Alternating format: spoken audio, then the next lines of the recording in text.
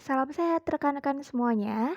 Pada pertemuan ke-6 mata kuliah analisa stakeholder ini kita akan belajar bersama tentang stakeholder circle metodologi atau kita mengenal dengan istilah yang lebih singkat stakeholder circle. Sebelum kita masuk pada pembahasan yang lebih mendalam tentang stakeholder circle, teman-teman pada beberapa pertemuan sebelumnya sudah berdiskusi dan juga memahami bahwa persepsi stakeholders ini akan sangat menentukan bagaimana sewaktu aktivitas organisasi atau proyek berlangsung. Apakah berakhir secara sukses ataukah sebaliknya justru mengalami kegagalan. Untuk itu, PR di dalam organisasi membutuhkan suatu pendekatan atau cara atau alat bantu yang akan memandu mereka bagaimana memahami harapan stakeholders dan ini akan menjadi dasar untuk mengembangkan hubungan yang bermakna dengan stakeholders mereka. Untuk itulah hadir stakeholder circle sebagai salah satu metode, tools, atau pendekatan yang akan memandu organisasi. Bagaimana mengembangkan hubungan yang berarti, hubungan yang harmonis dengan komunitas stakeholders-nya. Tujuannya adalah membantu organisasi untuk meraih strategi bisnis mereka. Pada screen ini, di slide keempat yang paling atas, teman-teman bisa melihat di sebelah kanan ada sebuah gambar lingkaran penuh dengan warna. Tuh. Hal ini juga menjelaskan bahwa stakeholder circle ini sebagai suatu metodologi atau pendekatan itu memberikan model visual, tuh, memberikan ilustrasi gambar yang akan memudahkan untuk bisa memahami bagaimana pengaruh stakeholder terhadap proyek dan bagaimana dampaknya terhadap organisasi. Tuh.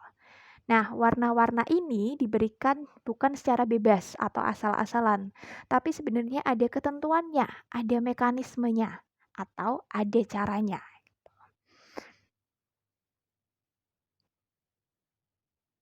Sebelum kita memahami apa saja tahapan dalam penerapan stakeholder circle, kita perlu tahu dulu apa sih prinsip dasar dalam pengembangan metode ini? Yang pertama adalah komunitas stakeholder sifatnya dinamis. Hal ini menjadi dasar bahwa perlu atau penting sekali dilakukan review secara periodik, review secara rutin. Bagaimana sikap stakeholder utama terhadap proyek atau aktivitas organisasi. Tuh. Karena pengembangan hubungan dengan stakeholders utama khususnya itu akan dinamis gitu. Mudah sekali berubah seiring dengan perkembangan proyek tersebut. Prinsip yang kedua adalah adanya mutualitas gitu, atau timbal balik dalam hubungan yang terjalin. Inilah mengapa sangat penting untuk memahami bagaimana harapan masing-masing kelompok stakeholders. Yang ketiga, dalam melakukan stakeholder circle, kita nanti akan menentukan tingkatan stakeholders atau memberikan skala prioritas terhadap komunitas stakeholders kita. Mana yang termasuk dalam kategori stakeholders kunci atau stakeholders utama. Dasarnya apa sih? Dasarnya adalah ketiga atribut yang ada di slide kelima, yaitu power, proximity, dan urgency. Power ini mengacu pada kekuasaan. Apakah suatu kelompok stakeholders bisa mengubah aktivitas organisasi secara keseluruhan atau tidak? Itu yang power atau kekuasaan. Yang kedua, atribut proximity, kedekatan. Ini mengacu pada intensitas keterlibatan stakeholder terhadap proyek tersebut. Jadi mereka ini keterlibatannya secara langsung itu seberapa besar. Gitu. Atribut yang ketiga adalah urgensi atau dampak project bagi stakeholders. Bagaimana stakeholders menilai dari project tersebut dampaknya gitu. Dan ini akan mengacu pada faktor nilai dan aksi. Ketiga atribut ini, power, kemudian proximity, dan urgency, masing-masing itu nanti akan punya indeks nilai atau skala nilai. Kalau yang power dan proximity indeks nilainya 1 sampai 4, sementara yang urgency atau dampak ini skor nilainya 1 sampai 5. Apa sih arti dari indeks nilai ini? Jadi kalau kita nanti harus membuat tingkatan stakeholders atau skala prioritas terhadap komunitas stakeholders organisasi, di situ kita akan memberikan indeks nilai. Misalnya untuk power 1 sampai 4. Menurut kita kelompok stakeholders A ini nilainya 2 gitu. Angka yang termasuk kecil, berarti bisa dimaknai powernya ini tidak begitu besar terhadap project tersebut gitu.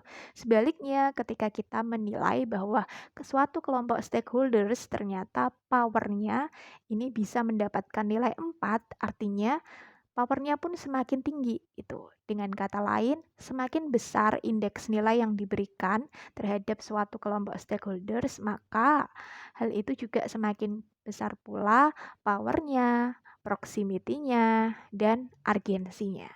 Maka semakin besar pula kesempatan mereka untuk menjadi stakeholders utama atau stakeholders kunci berkaitan dengan proyek yang sedang berlangsung. Itu 3 atribut yang akan membantu kita menentukan skala prioritas atau menentukan tingkatan stakeholders. Nah, di slide selanjutnya, slide ke-7 pada screen ini, teman-teman bisa sekali lagi melihat ada sebuah lingkaran atau model visual terdiri dari beberapa warna.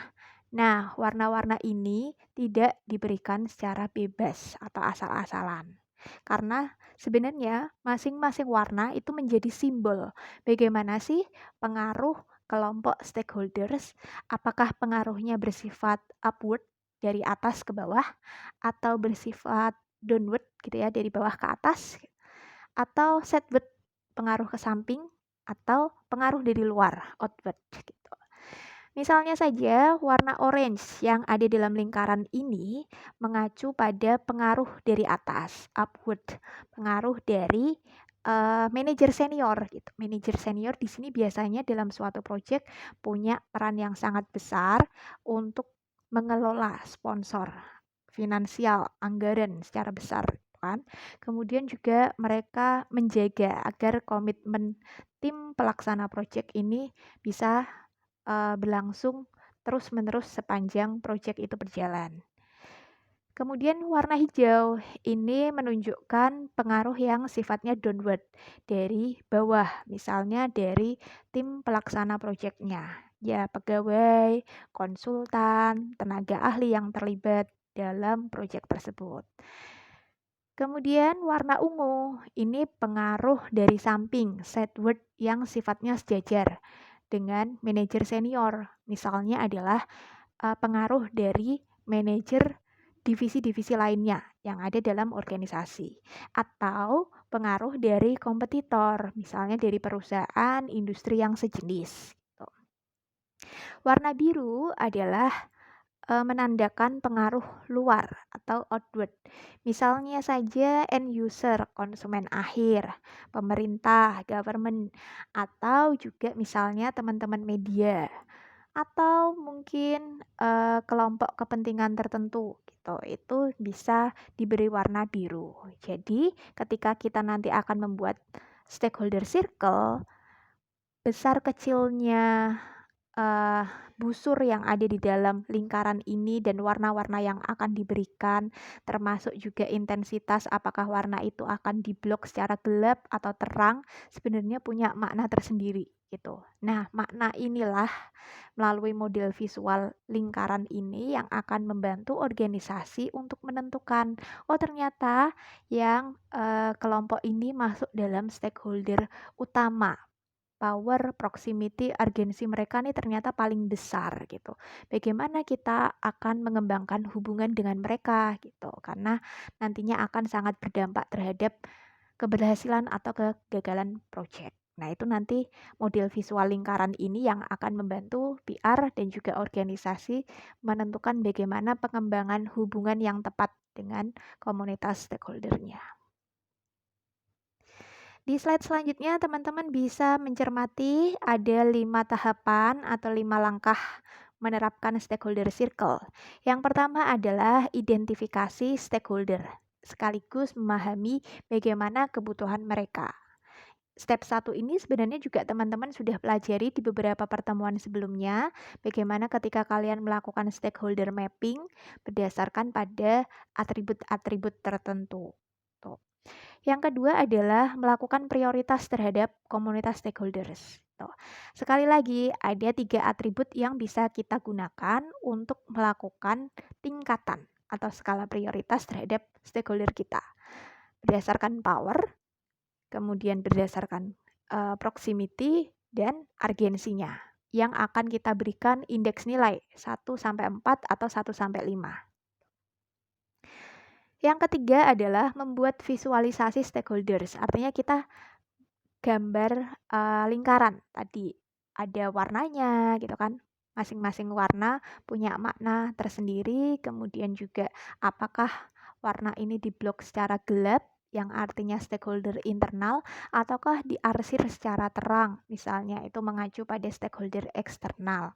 Kemudian besar kecilnya porsi lingkaran ini juga sangat berbeda gitu antara satu kelompok stakeholder dengan kelompok yang lain, bergantung pada tadi proximity, kemudian juga pada powernya, kemudian pada urgensinya. Yang keempat adalah menjalin keterlibatan dengan stakeholder kita dengan menentukan strategi komunikasi yang tepat. Setelah ada gambar visual, lingkaran yang kita buat, kemudian kita di situ bisa menentukan, oh ternyata yang termasuk stakeholder kunci atau stakeholder utamanya adalah kelompok misalnya A, B, C. Bagaimana kita menjalin keterlibatan dengan mereka lebih dekat gitu. Dengan strategi komunikasi apa? Nah, itu yang akan kita lakukan di tahap keempat. Setelah itu, di tahapan terakhir atau tahap kelima, kita akan melakukan monitoring atau review. Perlu diingat bahwa monitoring atau review ini harus dilakukan secara periodik, secara rutin. Kenapa? Karena kembali lagi ke prinsip pertama dalam stakeholder circle bahwa hubungan komunitas stakeholders itu sifatnya dinamis, sangat mudah berubah seiring dengan perkembangan proyek atau aktivitas organisasi yang berlangsung. Untuk itu, PR di dalam organisasi pun dituntut untuk harus melakukan monitoring atau review secara periodik untuk melihat bagaimana sih keterlibatan mereka terhadap proyek, bagaimana sih dampaknya terhadap proyek atau aktivitas organisasi maupun stakeholders. Itu tadi secara umum 5 tahapan atau 5 langkah ketika kita akan menerapkan metode stakeholder circle.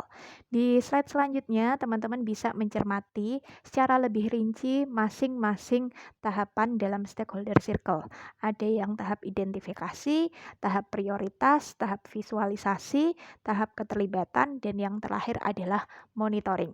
Silahkan teman-teman bisa mencermati masing-masing materi yang ada di slide ini. Demikian untuk materi yang kita pelajari di pertemuan ke-6 analisa stakeholders. Pada pertemuan berikutnya kita juga akan mempelajari lebih dalam lagi. Mungkin teman-teman juga akan bisa punya kesempatan lebih banyak melakukan praktek bagaimana kita menerapkan stakeholder circle sesuai dengan contoh kasus yang akan disediakan. See you pada pertemuan ke-7. Terima kasih atas perhatian teman-teman. Salam sehat. Tetap semangat.